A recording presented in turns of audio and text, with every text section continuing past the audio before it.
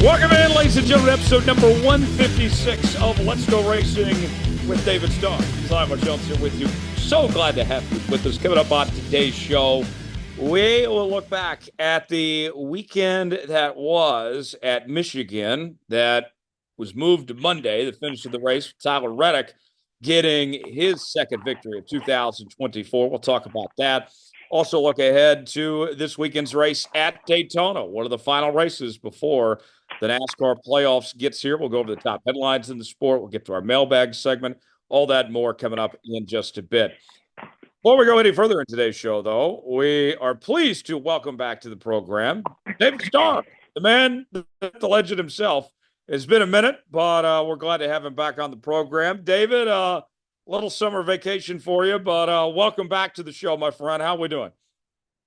Man, I'm doing great, man. I'm glad to be back on the show and glad you guys have kept the show going and, man, talking and, informing our listeners about all the interactions of NASCAR. There's been a lot happening and a lot of excitement going in to getting close to the playoffs starting. So, man, it's been a great summer. It's been hot here in Texas.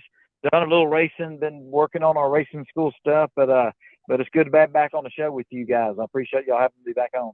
Yeah, absolutely. Before I bring Dominic in, David, just kind of give a rundown. What are the last couple of weeks been like for you? You mentioned you're staying busy with the school. You obviously been racing everything. For folks wondering where you been. Well, our Team Texas Racing School based there at the Texas Motor Speedway. Here in Dallas, Fort Worth, Tyler, where we live, it's the heat's been amazing. It's been so hot, been 106, 103, 104. And so we haven't done many schools during the heat of the summer, but we've been meeting with potential sponsors, building some new race cars, getting ready because starting here in a couple of weeks, we're pretty booked up with racing events. And so we've been getting our cars ready for that. Fixing trailers, fixing race cars, building new race cars. So been busy with that. Been meeting with some companies about bringing in some new sponsors in the NASCAR.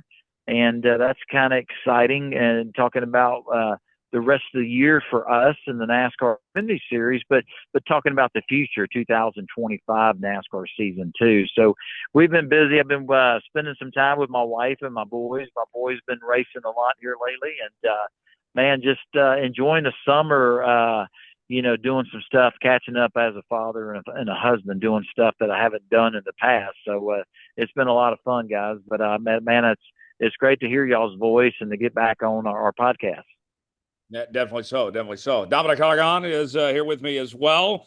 Dom, the gang all back together in one place. All's right in the world once again. Oh, absolutely. And yeah, David, awesome to have you back on the show with us, of course, to break it all down.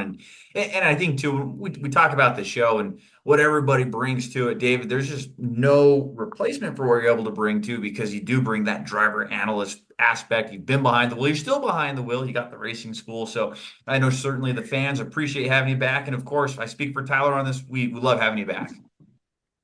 Well, I appreciate it, man. We got a great show, and man, the reason why we do it, we love our fans, and to bring the behind the scenes stuff, talk about what's going on in the sport and the knowledge that we have. It's really cool, and to analyze what's going on in the sport.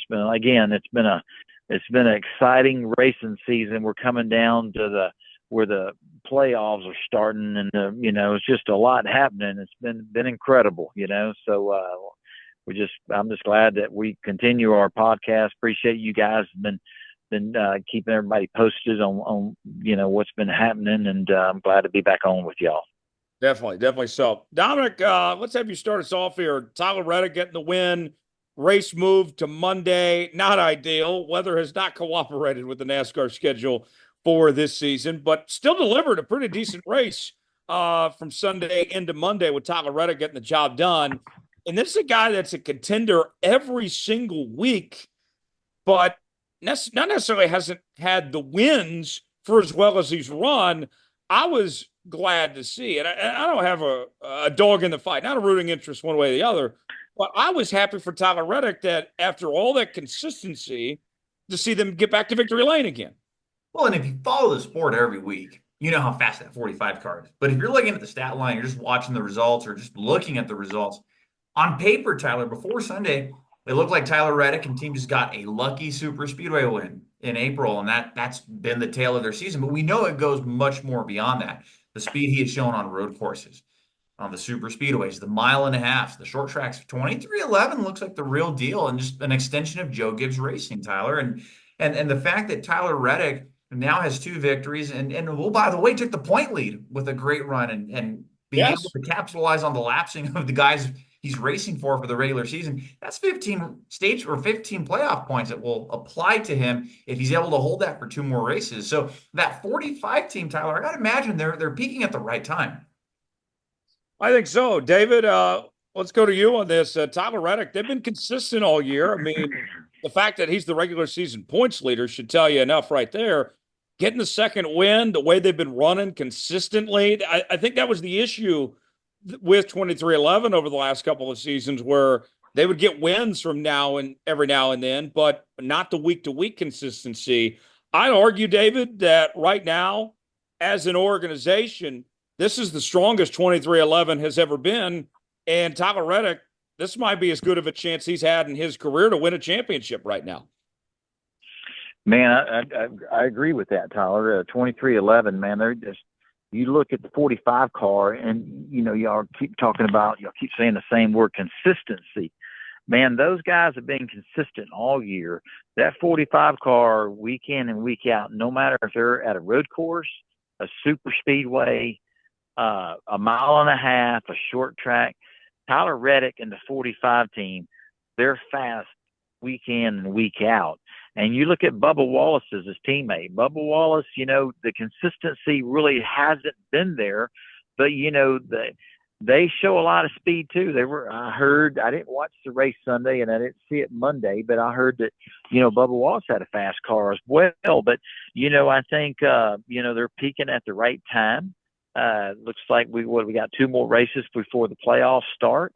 And, man, you know, that 45 car, again, consistently fast, has lots of speed. You know, seemed like here, you know, the last 10 races, Tyler Reddick, he's been his worst critic on himself, you know, and been very disappointing. I think they finished second and thirds, and the consistency and the speed's there, but man, nobody's as hard on him. Tyler's he's pretty hard on himself, you know, and, but I think you guys said it right. They're peaking at the right time, and, you know, to think, and again, you know, 2311, I think this is the best shot they have at having a shot at winning the championship in the Cup Series. And, but man, it was, they've been fast all year long. So it's going to be exciting to see, moving forward, starting when the playoffs starting, to see if they can continue to have that consistency to be strong week in and week out. And like you guys said, he's the points leader going into the playoffs, you know, having that little bit of advantage with those points, you know, gives him that organization and that 45 team a lot of hope, you know, and it wouldn't surprise me, and I know it wouldn't surprise you guys, if we saw Tyler Reddick, in the top 4, you know, to run for a championship when we get to Phoenix. Yeah, I think so. And Dominic, you and I have talked a lot over the last few weeks about how this has been Gibbs versus Hendrick for the majority of this season. They've been by far the 2 top organizations with the championship contenders. But here's Tyler Reddick, an affiliate program of Gibbs. They got the new team shop there at 2311, which is as good, if not better, than any team in the sport. They got plenty of money behind them. The team's on the same page. Billy Scott was highly criticized as a crew chief throughout his career, and now he's doing his part. That team is holding their own here. If anybody is able to take down Gibbs or Hendrick, I think it's that 45 team. I think they got the best shot. Well, it would certainly seem so at this point. That 45 team has been really strong. They've everywhere they go, they've unloaded very fast. And Tyler Reddick leads laps, collects stage points. There's a reason he's the points leader now with 2 races left to go. And 23-11 is, like I said, they're just peaking at the right time. And I think that's what makes them very dangerous, Tyler, is the fact that they can win anywhere. And we've seen that speed out of Bubba Wallace. We saw him make that deep playoff run. He made it further than Tyler Reddick last year in 2023. But the way it stands right now, we might not even see Wallace in the playoffs. We could. It's still 2 races to go. But Tyler Reddick, I feel, is onto something here with a deep playoff run. David, I'm with you. It would not surprise me if we see Tyler Reddick in that championship 4. Yeah, no doubt about it. They've just been so impressive all year long. And then, like Tyler was saying, they don't have the wins. The man 2 wins at the Cup level. You know, and the points leader right now, man. You know, there'd be a lot of people would love to have 2 wins and be leading the points. You know, at this point in time, and you know, in the schedule. So, you know, I think we'd be fooling ourselves if we didn't think that Tyler Reddick had a shot at the championship. And, you know, and like Tyler was saying, if there's somebody that could, you know, take it away from Gibbs or Hendricks, you know, it would surprise us to see Tyler Reddick as a champion of the Cup Series in 2024, you know. But I tell you what, with all the, you know, with Gibbs and Hendricks and you know, there's so many strong cars, you know, and this is what makes it exciting, you know, and to see who's going to be able to, you know, and then there's the race to making the playoffs, you know, and I don't have all the statistics in front of me, but man, you know, Martin Truex Jr., I mean, you know, he's had a lot of speed this year, doesn't have the wins to show it, you know, and you know, who's to say that Martin Truex Jr. for his last full-time season in the Cup Series, you know, if they could start peaking at this point in time, you know, they've all, you know, it makes it so exciting. You know, we're looking at Ross Chastain. Now, they hadn't had the year that we thought that Trackhouse would have, but, you know, he's fighting hard to have a spot in the playoffs. You know, Bubba Wallace, you know, he's fighting hard to make the playoffs. So there's a lot of excitement going on, but I tell you, whoever wins the championship this year, man, it's so competitive, just like it was last year. Who would ever thought going into the playoffs that Ryan Blaney was going to be our championship? I don't think many of us thought that. You know what I mean? And who's peaking and who you know, who starts hitting their stride right that when the playoff starts. It's going to be interesting to see it all work. You know, see how it all plays out. We know that the Hendrick teams are strong.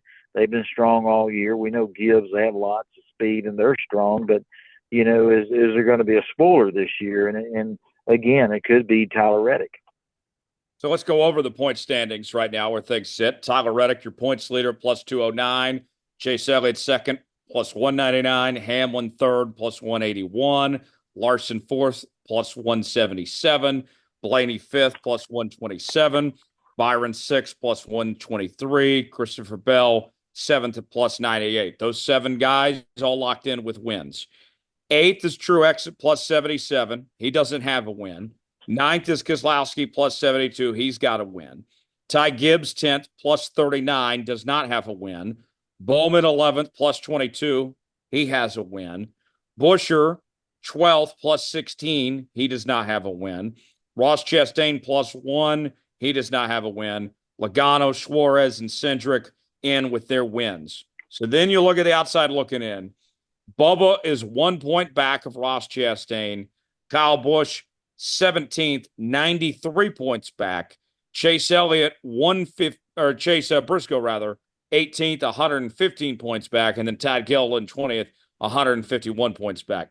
Dominic, when I look at this playoff picture, unless your name is Bubba Wallace, it is win to get in these next 2 weeks. Certainly so. You can make up 100 or 59 points rather in one race. 118 points. That's a big task to make up in 2 races. Yeah, you are essentially out. You need a win to get in the playoffs. And Tyler, I believe there's 18 or 17 drivers who are still playoff eligible on the outside of that bubble that could do it. But we know what we've seen at Daytona. And we've seen the craziness. 2022, I think, is a great example of that, where you have crashes, you have wrecks, you have rain, you have delays, etc. Things can certainly turn out different. Same as last year with the wrecks and the flips and everything. So Daytona is this big wild card, but I would add in there too, Tyler, that you could see something crazy at Darlington as well over the next couple of weeks. We've seen that race come down to final restarts. We've seen crazy fuel mileage, which looked like Kevin Harvick was on his way to his first and maybe first victory of last year and last of his career, get foiled by a late race caution. So there's going to be craziness over the next 2 weeks, but I would argue Daytona is going to be a little crazier. And man, there's some good guys that are going to miss the playoffs this year. There's just no way around it. And guys that made the playoffs last year that will not be in it this year. David, of the guys on the outside looking in that need a win to get in, who comes to mind these next two races before the playoff, Daytona and Darlington? Who do you think could potentially sneak their way into the playoff here these next 2 weeks?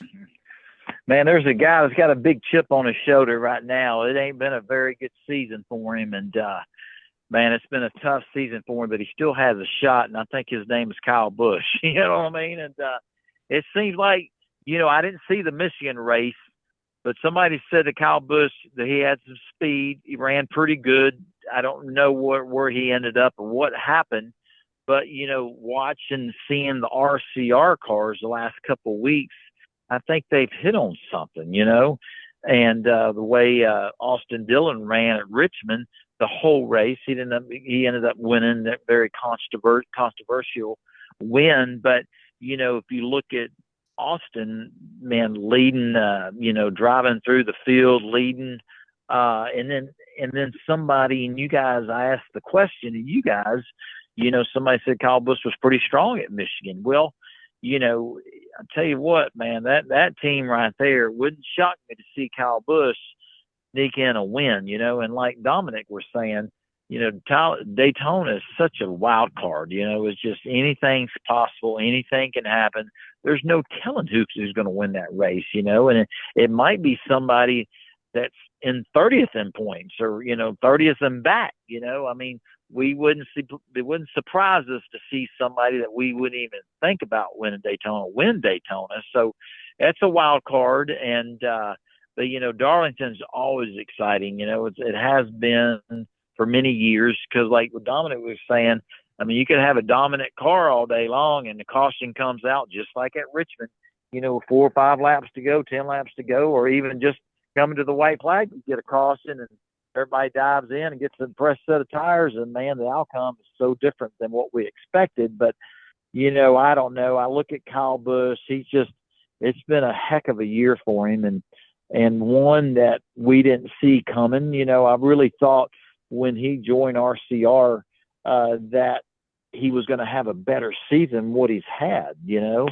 and so it looks like they're kind of hitting their stride or found something here the last couple of races, and Kyle Busch, he's got a big chip on his shoulder because I think I've heard, and you guys asked the question again, I think the last 20 years, 18 years, I don't know how many years that he's won a cup race the last 20 years.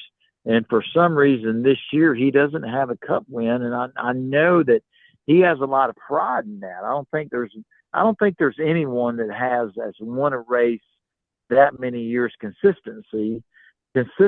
And I'm sure Kyle Busch is biting at the bit to get in the victory lane and to make that chip, you know what I mean? So I'll look at him and there's others, but like Dominic was saying, there's going to be some great race car drivers and great teams that don't make the playoffs. And it's going to be interesting to see who's going to make it and who's not. And there's going to be a lot of drama getting to that point. Yeah, I think so.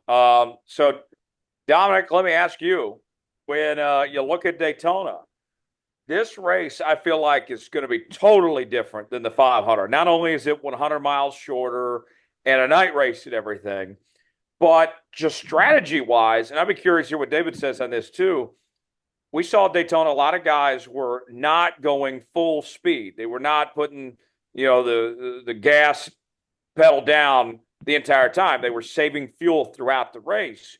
You got enough desperate drivers trying to make the playoff, and we saw it again at Talladega the same way. and I know a lot of fans were frustrated by that style of racing.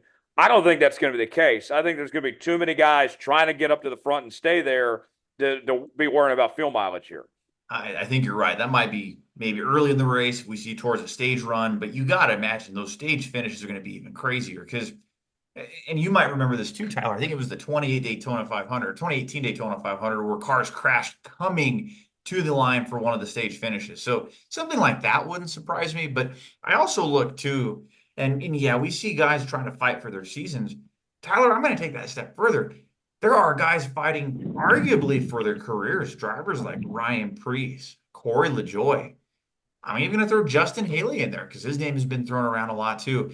A win fixes a lot of things. A win could fix a season, but a win could also change the trajectory of somebody's career. And there are guys here right now, I would throw Zane Smith into that mix as well, where we really don't know what their future just quite bit is. And a win in Daytona could fix a lot. You got to imagine that would make somebody desperate in itself too, David. Yeah, no doubt about it, man. There's a lot of storylines out there, and winning fixes everything. You know what I mean? You could be Kyle Busch, and we didn't expect this out of Kyle Busch and RCR. We thought we'd see Kyle Busch win 2 races. It's just not what we expected from that organization and from Kyle Busch. But he can only drive what they give him. But it seemed like the last couple of weeks they found something. And Dominic, you're right. There's 3 or 4 drivers out there that really don't know what the future is for them. They don't. There's a lot of question marks, and I can tell you, if they can win Daytona, and it's a huge weight off their shoulders. It gives them some direction for the future, and and make the playoffs, and it fixes a lot of things, So it's really going to be interesting. I heard Tyler talking about, Talladega or Daytona earlier was a fuel miles race, and you really, with so much at stake, the race is going to be chaotic. People want to get stage points. They want to lead, and, people are fighting to get a spot in the playoffs. But, it's going to be interesting to see the strategies that plays out for Daytona. Who's gonna ride around in the back until the end and make a charge at it. You know what I mean? It's just going to be interesting to see everybody's strategies. What teams are going to go up there and just try to go to the front and lead the race the whole time, get all the stage points they can get, and try to win the race. So there's going to be different strategies for different drivers and teams. It's going to be interesting, and again, it's a wild card race. You know what I mean? We know what happens at Daytona. It's intense. It's exciting. There's a lot of beating and banging, a lot of pushing and shoving, and and if there, hopefully there's not a big one, but it's almost like there's going to be a big one. You don't want to get taken out in that, but man, it's what keeps us coming back. It's what keeps the excitement level. The drama, and man, this year, the NASCAR Cup Series hasn't disappointed. It's been a lot of exciting, a lot of drama, a lot of news, but there is definitely a lot at stake for a lot of drivers, a lot of teams, and it's going to be interesting to watch Saturday night's race. It's going to be exciting, so hard for us to choose who's going to win, you know what I mean? Because, man, we just don't know, but we do know it's going to be exciting. There's going to be a lot of sparks, a lot of paint rubbing, a lot of beating and banging, and maybe a lot of tempers flaring when the race is over with. But it's going to be exciting. We do know that. One more note I figure I'd bring up here: when you talk Daytona, you got to talk weather. We already saw last week's race move to Monday. As of right now, Dom, the forecast calls for rain showers early with clearing later at night. So knock on wood, we look good to get the race in Saturday night, but obviously things could change between now and then. But these teams, you have to prepare accordingly. Like Daytona, it's Florida. Rain can happen at any moment. I mean, who knows? We could end up racing this late into the night Saturday, or this could turn into a day race Sunday. And I would imagine, too, with this being on network television, of course, the network wants to get the race in on a Saturday night as opposed to moving it to a Sunday like we saw in 22. And then I bring that example up, Tyler, because we saw rain affect that race even the next day. So it's hard to say, but you're right. You have to plan for anything. And without looking at the forecast before we started taping tonight, I don't know what it looks like. And I don't know how it looks for Friday night, but we've seen Xfinity have their race affected by this, too. So it just sends a ripple effect down through the Cup and Xfinity garage throughout the weekend when it rains and things have to get rescheduled. But gosh, you got to imagine, man, the drivers don't care if that race runs on Saturday night or Sunday. Maybe they care because they want to get home. But when they strap those helmets in and get those seatbelts tight, they're going to be going full send. Doesn't matter if it's Saturday night, Sunday morning, Monday morning, whenever we run this race, you know that intensity is going to be there at any point. Yeah, it looks like that there's rain in the forecast for Friday during the day, Saturday during the day, and Sunday during the day. But the at nighttime, it looks good for all those days. So we'll just see how that plays out accordingly from there. Let's get to our news and notes, the top headlines going on across the sport this week. And Dom, let's start off with Austin Dillon, because we haven't heard David's thoughts on everything going on with Austin Dillon.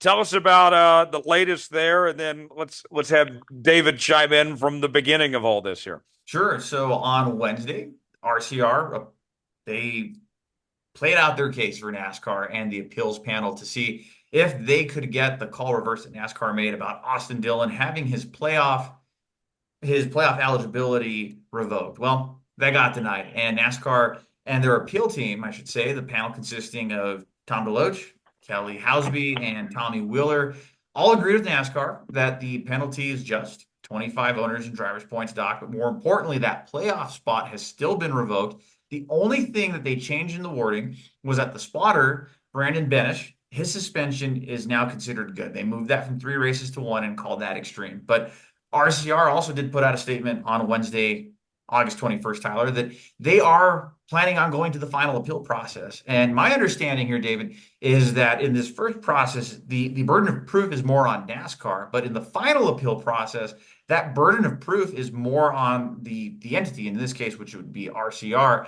And it's not like we have lawyers in the room or could threaten with lawsuits or anything like that. You're just presenting your case to the panel and seeing how it goes. But that's the situation as of the taping of this show. No word yet, Tyler, when that final appeal will be heard. So with that, David, from NASCAR's initial decision to the appeals panel's decision, did they get it right? What do you think of the call there to take away the playoff eligibility for Austin Dillon? Yeah, I think they got it right. You know, sooner or later, NASCAR had to draw a line in the sand. You know what I mean? You just can't have when they wave the white flag, the final lap, you can't say, all right, boys, do what you want, do what you got to do. You know what I mean? You can't, Austin Dillon had a great car, ran just wonderful all night long. Unfortunately, the caution came out, and everybody was able to dive to pit road and put on a set of new tires, And, Austin didn't get a great restart. Joey Logano did. Joey Logano was going to win the race. Austin Dillon went down the back straightaway. He would have never made the corner driving that deep in the corner at Richmond. He did what he had to do. What he had to do was take the leader out to be able to win the race. And then the way it played out, even taking the leader out, he wasn't going to win the race because of the way the accident happened. And then he found himself having to take another action behind the wheel to take somebody else out to win the race, So, we've seen it in the past, bumping runs, a little beating and banging, but what Austin did, if he had ran that race the right way, he would have finished second, but he decided to drive in the corner number 3, overdrive the car way more. He would have went up and hit the wall if he wouldn't have hit Joey Logano, because there was no way he was going to make the turn. And, like it that NASCAR finally had to draw a line in the sand. You just, there's gotta, when you talk about the NASCAR Cup Series and the best race car drivers in the world race in the Cup Series on Sundays afternoons or Saturday nights here in America, man, that's not how you do it. You know what I'm saying? I mean, we know these races, there's going to be a lot of beating and banging and pushing. It's pretty tense and chaotic. But man, that really crossed the line, and I'm glad NASCAR had to take a stance on it, because that's, all the young girls and young boys and all the people racing across America that one day, if everything works out right, will make it to NASCAR, local short track racing, all these other racing series. Everybody watches NASCAR, they want to be there. That's their dream. And man, you got to do it the right way. And that wasn't the right way. So I'm glad that NASCAR stepped in. They took a stance, and I think the penalty fit the crime. And, and I'm glad that the appeals, I'm glad that I agree with the way the appeal process is working. I don't think Austin Dillon deserves to be in the playoffs from that race. If he can win Daytona, win Darlington, he deserves it. But the way he went about Richmond, my opinion is he doesn't deserve to be one of the playoff contenders, to be in the playoffs. And that's kind of the way I look at it, because that's just not how you do it. You know what I mean? To go in there, it's too easy for any race for the guy running second to take out the leader. I mean, if you did that in every race, that's not racing, man. If you want to impress somebody, you got to go up there, beat and bang, and pass them fairly. You know what I mean? Sometimes you pass somebody fair, sometimes you're rubbing up against them, you're fighting. It's exciting, but not blatantly take somebody, run in there and just take them out. That's not racing. So I like what NASCAR, I like it that they finally drew a line in the sand. They said, hey guys, if it's that blatant, we're going to have to step in and make a decision. And I like what they did. That's my opinion. Yeah, it's hard to disagree with that. It was a bit too far for what Austin Dillon did there. And David brings up a good point, Dom. Like, it's not like this was the last race before the playoff here. Austin Dillon, he's been terrible this season. That car has been awful. That RCR team has just sucked. And now we get the chance to say, okay, it would have been a fluky win anyway if he had, been given in, that playoff spot. Now you still have two more shots at it. He's run very well at Daytona. He's won there twice, including the 500.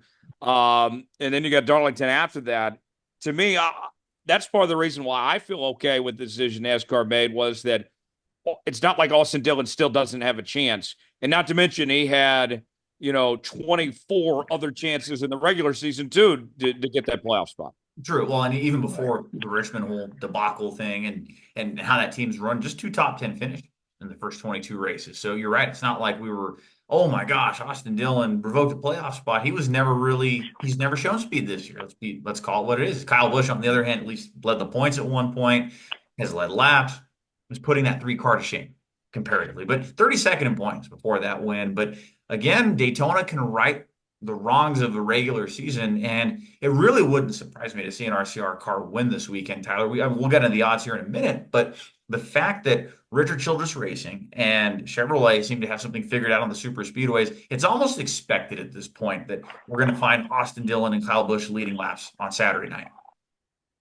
Yeah, I think so. I think so, especially with how desperate they are at this point. Everything's on the line. What else we got, Dom? So before we get to the odds, and of course we look at Daytona and who's going to be running the race this weekend, and we'd be remiss to say if we have a full field this weekend, so we're not going to be sending anyone home.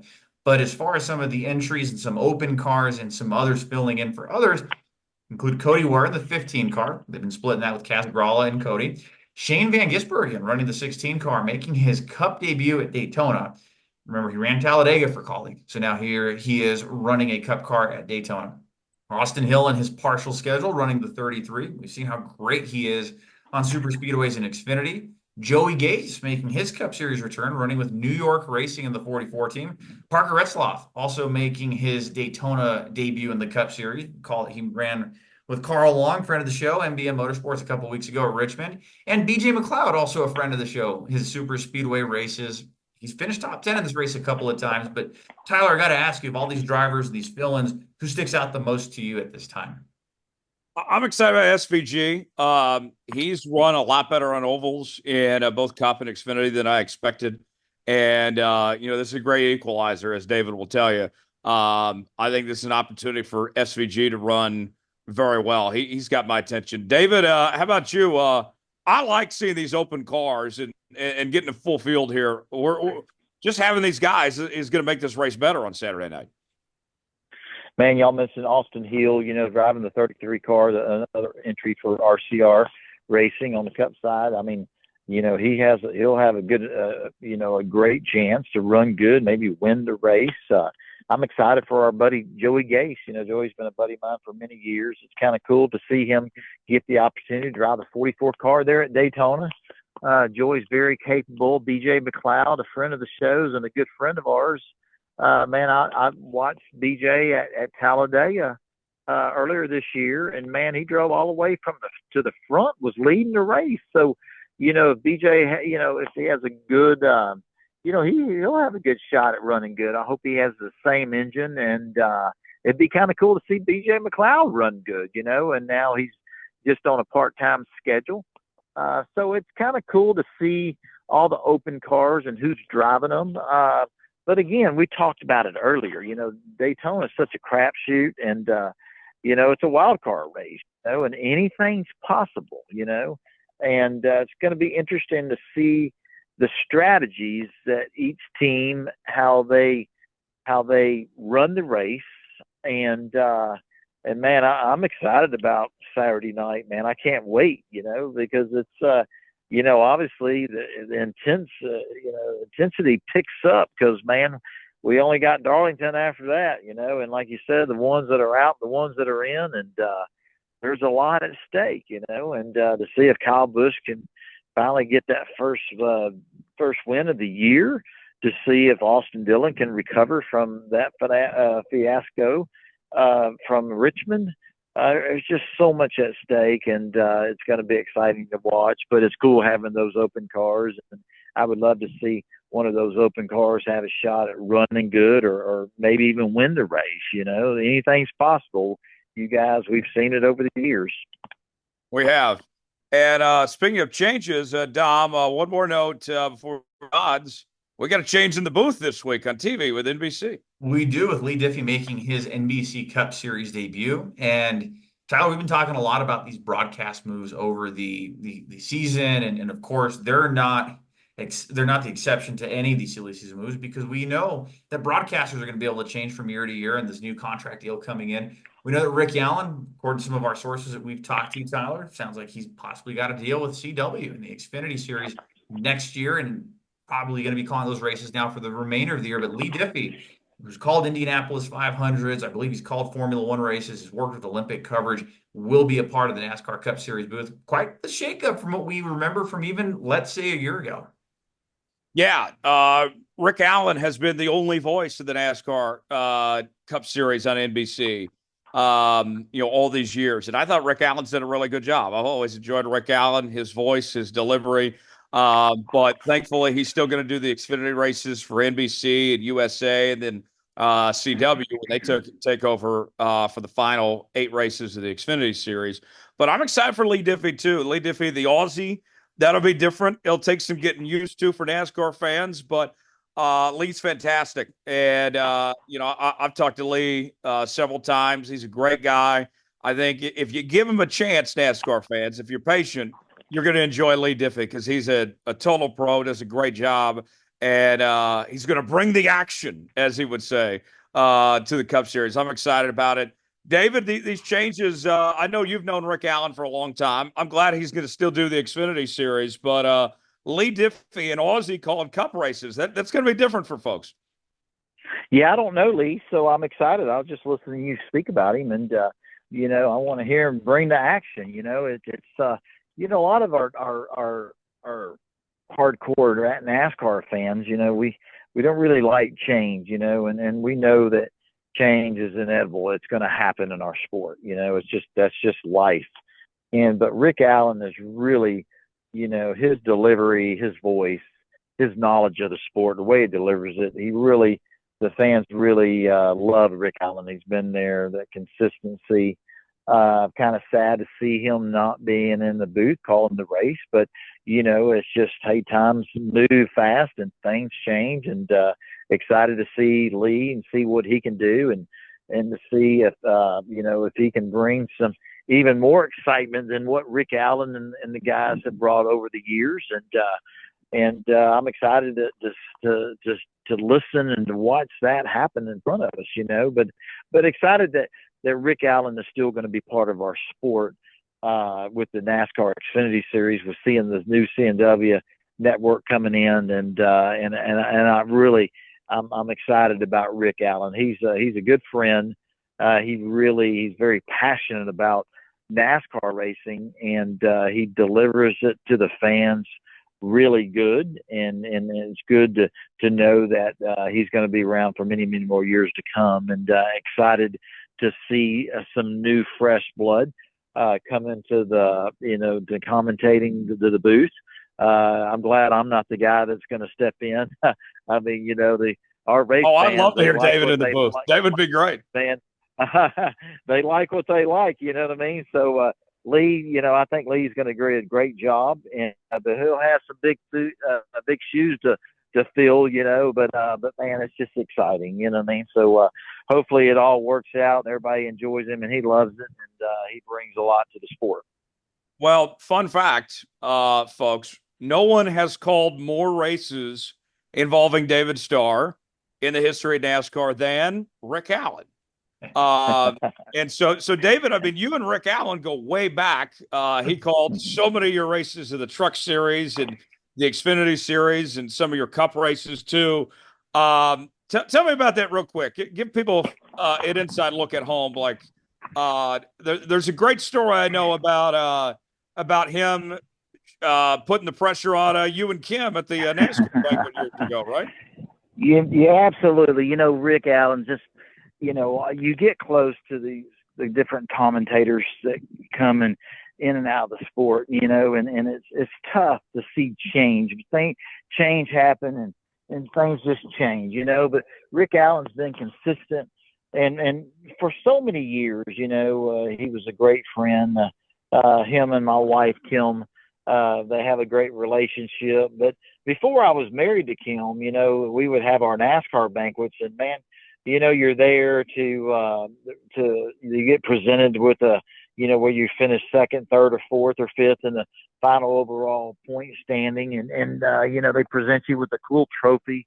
You get your 10 minutes at the mic to thank your team owner, your crew chief, your engineer, just your whole team, and it's just it's just a dream come true, and these are great memories, and man, you're there, then they call you up, hey, the guy that finishes third in points, there's a video plays for about 2 minutes, and it talks about your year and highlights, and next thing you know, you walk up and Rick Allen's the commentator. You sit on a couch, get comfortable, and the first thing the guy asked me is, "Hey man, when you gonna marry your girlfriend Kim?"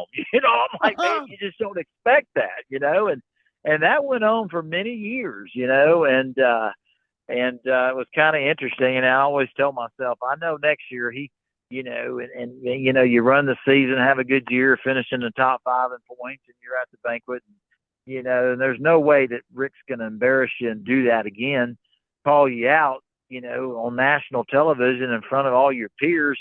And man, if he didn't do it 4 or 5 years in a row, it was amazing, you know what I mean? And I think, him and Kim had a plan to put me on the spot. Man, they had me on the hot seat there for a couple of years, that's for sure. But it all worked out. Ended up marrying Kim, and it all worked out. You know what I mean? So I accomplished that goal. But it was kind of funny when they put me on the hot seat like that for many years. Yeah, should have had Rick Allen officiate the wedding or something. Well, Great. I should have as much, grief he gave me over the years, but man, what a great guy. Just has a lot of passion for NASCAR, for racing in general, has a lot of knowledge. His delivery in the booth, I like how he delivers the information to the fans watching. I just think he does a great job, and I'm glad to know that he will continue to be part of the NASCAR Xfinity Series because he's earned that right, and we've had a lot of great commentators over the years. Well, we all know who they are. And just sometimes when networks come in, when a network runs its course through the contract, and then a new network comes in, you're going to have change, and I can assure you that I'll be the first one to tell you that I don't like change, and I know most of our NASCAR fans around the world don't like change, and Rick Allen has a lot of fans that love hearing him speak and call these races, and it'll definitely be different Saturday night, but the action will be the same. The intensity will be the same. The racing will be the same. We'll just hear a new, exciting voice, and hopefully and like you said, Tyler, that Leigh said, he's going to bring some new excitement to the sport. So I'm looking forward to that. So we'll see what happens. Yeah, he'll do a great job. It'll be awesome. Yeah. Dom, what's the odds looking like this week? So, David, since the last time we did the show, one thing we've been doing before we reveal the odds for the NASCAR this weekend is we just kind of go around the room, go around the panel, and you give who you think odds makers are saying will be the favorite to win the Cup race. If you had to guess, according to the Caesar Sportsbook, who is the odds-on favorite to win this weekend for the Coke Zero Sugar 400? Well, there's so many, but one that comes to mind over the years that's really just a outstanding race car driver, one of the all-time best, but he really runs these super speedways well. Every time he's a contender to win. And I'd have to say that's Denny Hamlin. You know what I mean? I don't know if he's the guy that is an odds-on favorite, but in my mind, he would be the favorite. And you, Tyler, who's the odds-on favorite?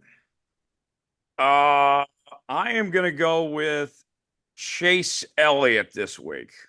Okay, well, you guys are. And what about you, Dominic? What about you, Dom? Well, see, He knows the answer. I'm cheating because I'm looking at the odds as we speak for the segment, but the odds-on favorite before any car has taken a lap, according to Caesar Sportsbook, is Ryan Blaney at 9.5 to 1. Now Blaney has wrecked out in this race, and he wrecked out leading last year, but at 9.5 to 1, gotta think those are pretty good odds. Last year's winner, Tyler, 10 to 1, Chris Buescher, or plus 1,000. Brad Keselowski, who finished runner-up in the race, also at plus 1,000. Denny Hamlin, also plus 1,000. All these guys at 10 to 1, if you will. And you start looking through the field and some of your more long shot drivers, Chase Elliott at 16 to 1 or plus 1,600. Ross Chastain needing a win. He has run well at super speedways in the past. He is sitting at 25 to 1 or plus 2,500. As well as you start looking through some of the long shots. And really, Tyler, you got to pay attention to all these because you throw 40 bingo balls into a basket. You pick one of the numbers, realistically, any of them could win. Some of your long shots at plus 50,000 or 500 to 1. Cody Ware, BJ McLeod, Joey Gase, and Parker Resloff. Okay. So with that, let's make our picks for this week. I'm going to go with a guy that has not got to victory lane this year, that's won this race before, that's come very close to winning this year, and has been pretty strong for most of the season. Give me Chris Buescher to get it done at Daytona. 17 car gets the victory lane for the first time this year. Dominic, who do you got? I got to figure there's going to be chaos. There's going to be destruction. There's going to be wrecked race cars. And coming out on top of the victory will be also somebody who has not yet won this year. I picked him a couple of weeks ago. I think Kyle Busch gets it done. Kyle Busch has won this race before. Kyle Busch will extend that streak to 21 straight years of winning a Cup race. But more importantly, Tyler, qualify for the NASCAR playoffs. How about you, David? Who wins on Saturday night? Well, I'm going to have to line up behind you, Dominic. I'm going to have to say Kyle Busch. He's got a big chip on his shoulder. He's trying to keep that winning streak going. And, if anybody deserves to be in the playoffs after having such a not such a great season, man, all you got to do is win one race. And, man, it just can you imagine just what it would do to that RCR team, Kyle Busch's team, man? It's just unbelievable. But I'm going to go with Kyle Busch with you as well. All right, there you have it. Let's get to our mailbag segment. You guys can Submit questions to us each and every week. Email davidstarpodcast@gmail.com. Also, Facebook and X @Starr Podcast. You can find us there for our Ask David segment that we do each and every week. So let's get started. Our first question of the mailbag this week comes from JD.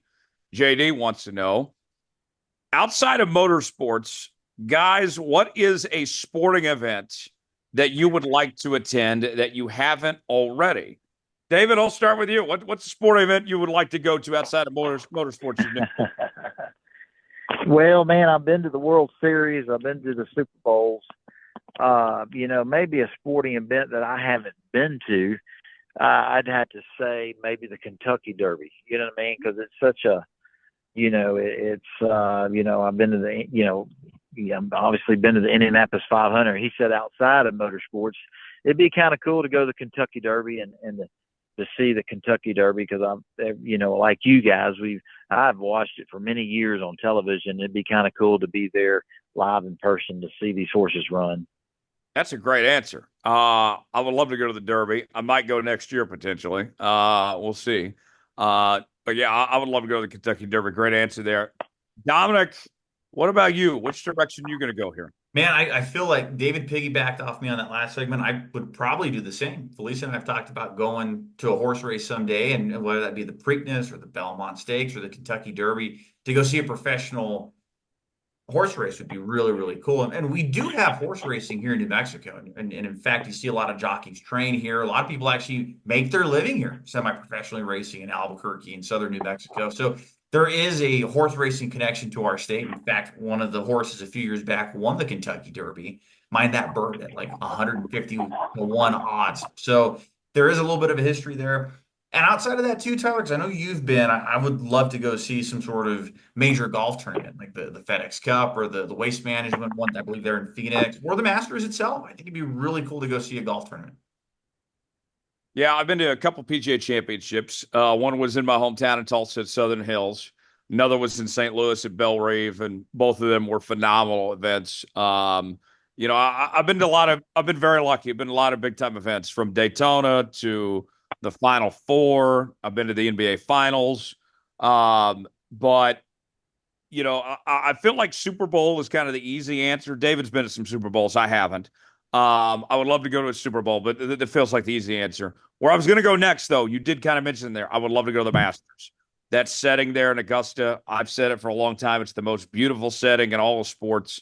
They don't even allow you to have your phone there. You have to put it in a locker, put it away. They don't want to take away from the aura of that place, and it's so unique, so special in that sense. So the Masters would be the answer for me. Next question, Cam wants to know. This one's for David. David, are you related to anyone famous? Man, I'm not. You know what I mean? I'm not related to anybody famous. No. To answer your question, no. But man, I got a great family, great kids, great wife. My mom and dad and all my aunts and uncles. I'm just blessed to have blessed to have my family.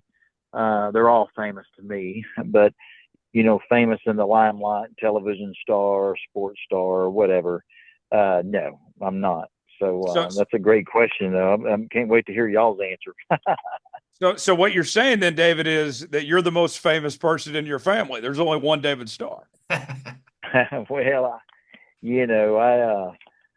I've been blessed more than I deserve. I don't know if you call what I do, what you do, famous. I'm just passionate about stock car racing. It was my dream since I was a boy. Been blessed to make it all the way to the top. And man, I don't know, man. I never even thought about that. But it's just obviously just thankful that like you guys do, we make a living doing what we love to do, what we're passionate about. So I never even thought about being famous. I don't know if that's a word I would say. But just a lot of great fans of NASCAR, and I have some great fans, and but just because you have great fans and everything don't mean you're famous. I've been blessed more than I deserve, and I've loved every minute of it and going to continue to love every minute of it. So, yeah. So I don't think I'm famous. David, you guys are famous. Oh, no. To add on to that, David, outside of like the racetrack, do you get recognized very often when you go out in public? Yeah, it's kind of interesting. Me and my wife years ago, it's funny. She told a story not too long ago, with some people we were around and, because we were somewhere and somebody said, "Hey, can we take a picture with you?" And the people said, "Man, does that happen a lot?" And I said, "Not really. It happens every once in a while, but it doesn't happen a lot." And my wife said, "It's interesting." She said, she's talking about when she was dating me. She said, "You gotta, I had to share my boyfriend with all the sponsors and the team owners and just the racing family." And finally, after years and years of dating, we went on a vacation, me and Kim as my girlfriend. And we went to, I'm trying to remember, we went to Mexico. We went to Playa del Carmen. And man, we check into this awesome resort. We finally make it out, got our bathing suits on, and we're excited to go lay out on the beach and soak in some rays and just enjoy the afternoon. And man, we're out there and getting to the beach, man. I'll be dang, as some race fan didn't recognize me and want to come over and was talking to me and Kim and asked to take some pictures. And my wife got me off to the side. She said, "Hey, this is my weekend. There's no NASCAR, nothing. You know what I mean? I got to share you with everybody. And this weekend it's just us." So anyway, it's kind of funny, but yeah, so, like you guys, you guys, I know you guys get recognized, here and there, and it's the same for me. You guys been around the sport for a long time, and what y'all do for the sport and the fans, every once in a while somebody will recognize you, and it's kind of, it's cool and humbling, but man, we're just blessed that we have the jobs we have. So, the answer to this question, no, Dominic and I are not related to anybody famous. Okay. We are the most famous Oregons and Joneses that we know. But I will say, Dom, that you and I, it does feel good for our fragile egos when, on the very rare occasion that we get recognized, and it does happen at the racetrack. Almost every time you and I are at the racetrack, we get stopped by somebody who knows us, and usually from this. No doubt. Yeah, I think if there's, which it hasn't happened a lot, but when I have been recognized at the track, it's been with the work, with the podcast. In fact, one of my favorite stories was riding down an elevator. You might have been with me, Tyler. David was not, but we're riding down the elevator. I think we had spent part of the weekend with Mark Tate, or we're there at the condo, great friend of the show, T-Top Manufacturing.